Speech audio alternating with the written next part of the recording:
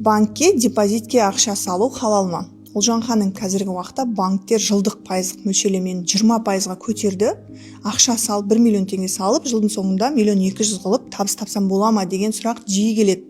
Жалпы депозитке ақша салу ол адал емес, ол харам. Неге? Себебі сіз депозитке ақша салдыңыз 1 миллион, үстінен 20% өсім көрдіңіз. Бұл процент риба.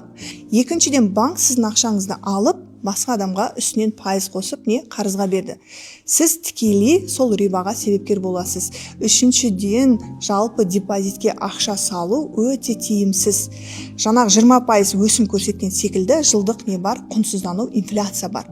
Сіз яғни миллион салып 1,2 миллион табыс табамын деген кезде жылдың басындағы баға қандай болды? Жылдың соңында ол басқа болады, 20% айналасында ақша құнсызданады. Жалпы депозитке ақша салу харам және өте тиімсіз.